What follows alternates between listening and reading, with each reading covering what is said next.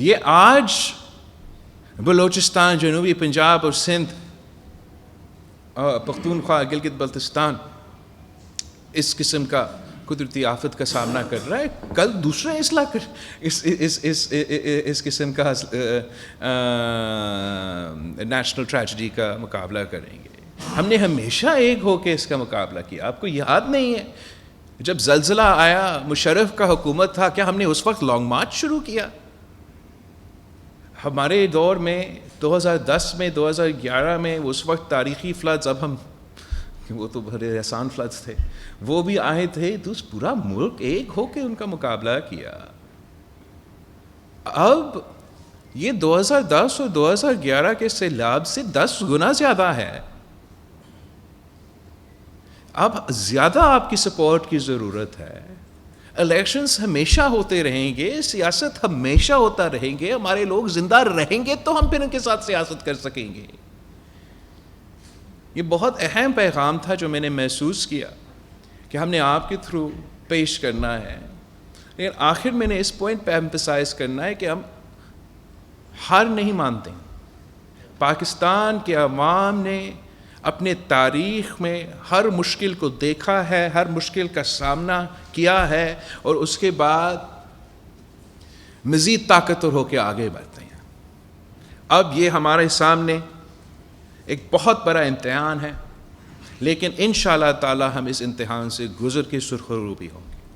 ہم اپنے عوام کو اس مشکل گھڑی میں، ان کے دکھ درد میں ان کے ساتھ ہیں، محسوس کرتے ہیں، جانتے ہیں کہ جتنا بھی ہم کر رہے ہیں ناکافی ہے، لیکن پھر بھی ہم محنت کرتے رہیں گے. تو ہم مایوس نہیں ہیں، سب محنت کر رہے ہیں. ہم وزیر اعظم صاحب سے بہت شکر گزار ہیں کہ فائنلی ہمیں محسوس ہو رہا ہے کہ ایسے وزیر اعظم ہے جو پورا پاکستان کو اون کر رہا ہے، جس کو اندازہ ہے عوام کا تکلیف کا، دکھ درد کا. وہ نہ صرف بلوچستان، سندھ، جنوبی پنجاب، پختونخوا بھی کیا ہے، لیکن سب سے زیادہ دورے ہمارے یہاں سندھ میں یا ساتھ ہوئے ہیں یا الگ آئے ہیں. مدد کرنے کے لیے لوگ تیار ہیں، کوشش کر بھی رہے ہیں، لیکن کچھ ایسے لوگ ہیں جو چاہتے ہیں کہ قوم کا توجہ اس قدرتی آفت سے ہٹ کے اپنے طرف آئے. کچھ ایسے لوگ ہیں جو سازشیں کر رہے ہیں آج بھی کہ سیلاب کے دوران ہمارے حکومت ابھی کیسے آئے. اس وقت ہم نے سیاست کا نہیں سوچنا ہے، اس وقت ہم نے اپنے سیاسی جماعتیں کا نہیں سوچنا ہے. اس وقت ہم نے یہ نہیں سوچنا کہ کون ہمیں ووٹ دے گا، کون ہمیں نہیں ووٹ دے گا. اس وقت ہم نے پورے پاکستان کو ایک ہو کے، انسانیت کو ترجیح دے کے، سیاست کو پیچھے چھوڑ کے اپنے عوام کا مدد کرنا ہے. اور جیسے میں نے کہا، جتنا بھی ہو رہا ہے وہ کم محسوس ہو رہا ہے. تو ہم اپیل کرتے ہیں کہ جو لوگ سمجھتے ہیں کہ آپ نے مدد کیا، اب مسئلہ ختم ہو گیا، ابھی بھی آپ کی مدد کی ضرورت ہے. ابھی بھی جتنا آپ سپورٹ کر سکتے ہیں آپ سپورٹ کریں. Out of the 33 million people affected, 16 million are children. Out of the 1,700 people who have died, a third are children.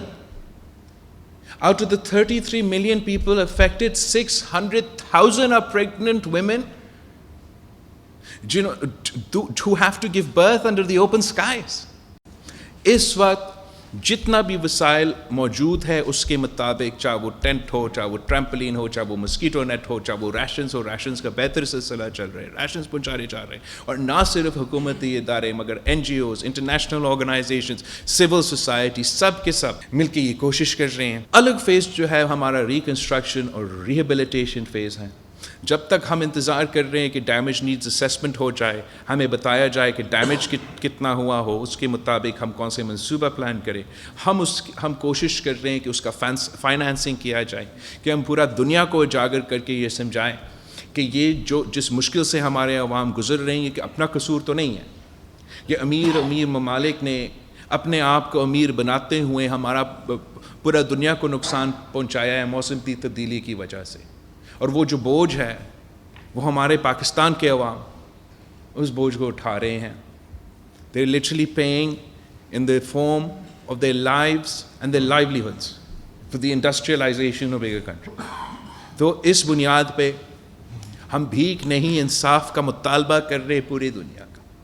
ہم United nation secretary general انطونیو Guterres کا شکر گزار ہیں کہ وہ ہمارے دعوت پہ یہاں Pakistan United nations general assembly کے ہونے سے پہلے تشریف لے آئے. اور آپ کو اندازہ ہوگا کہ یو این سیکرٹری جنرل کتنا بزی ہوں گے ان دنوں میں جب وہ اپنا یو این جنرل اسمبلی کا تیاری کر رہا ہوگا, لیکن اس مصروفیت کے باوجود یہاں پہنچا. یونائٹڈ نیشنز اقوام متحدہ کا سیکرٹری جنرل بلوچستان, سکھر, لارکانو, موہنجو دارو کے دورے پہ آیا, خود اپنے آنکھوں سے دیکھا, اوپر سے ہیلی کاپٹر رائڈ لے کے. وہ خود کہہ رہا تھا کہ اس نے اپنی پوری زندگی اتنے سارے قدرتی آفت دیکھے ہیں, زلزلے دیکھے ہیں, سیلاب دیکھے ہیں, وائلڈ فائرز دیکھے, کبھی اتنا تباہی نہیں نظر آیا.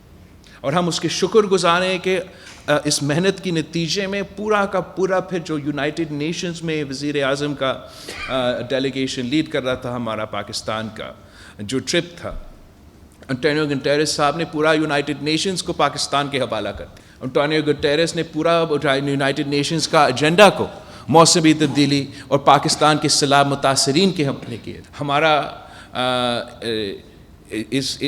جتنا بھی اس کا شکریہ کروں میں کم کروں. نہ صرف 3 دفعہ انٹونیو گٹیرس نے اپنا تقریر میں, مگر صدر بائیڈن نے اپنا تقریر میں یونائٹڈ نیشنز میں کال کیا کہ پورے دنیا نے پاکستان کا مدد کرنا. ہم نے سارے جو ویسٹرن وہاں ممالک سے ان سے انگیج کیے, اور ابھی تک صرف ہمارا فلیش اپیل میں مدد کر رہے ہیں.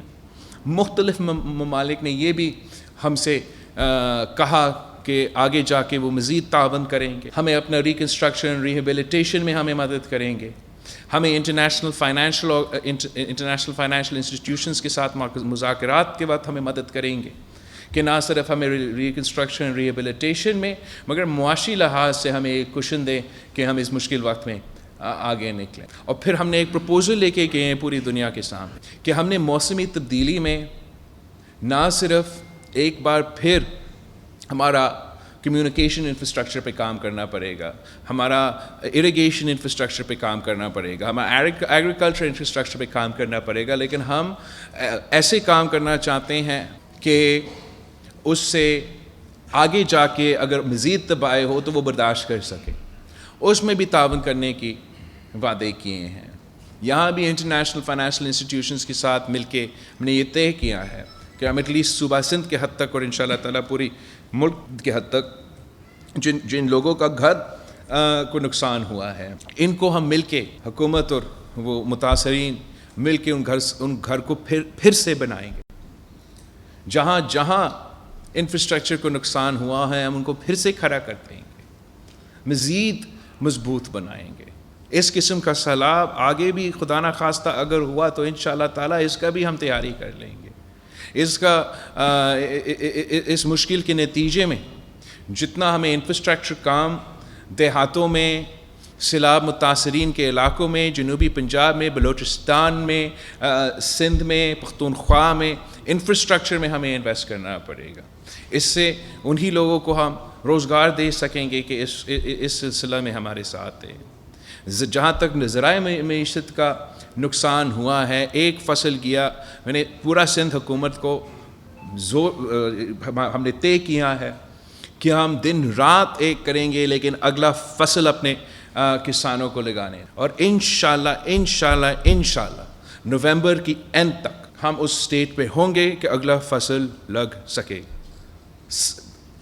اگر آپ پکچرز دیکھیں گے, پانی کا تعداد دیکھیں گے تو یہ شاید ناممکن لگے گا, لیکن ہم نے یہ اپنے اوپر امتحان ڈالا ہے کہ چاہے ہمیں ایکسپرٹس کہیں کہ بہت مشکل ہوگا, کہ ہم سمجھتے ہیں کہ ہمارے سیلاب کے متاثرین کے لیے ان کے لیے ہم سب سے بہتر کام کر سکتے ہیں کہ وہ واپس اپنے زمینوں پہ جا کے اپنا ایک فصل کا نقصان تو ہوا, دوسرا فصل وہ لگا سکے. اس میں جتنا بھی مدد صوبائی اور وفاقی حکومت چھوٹے کسانوں کو دے سکتے ہیں انشاءاللہ تعالیٰ وہ دیں گے.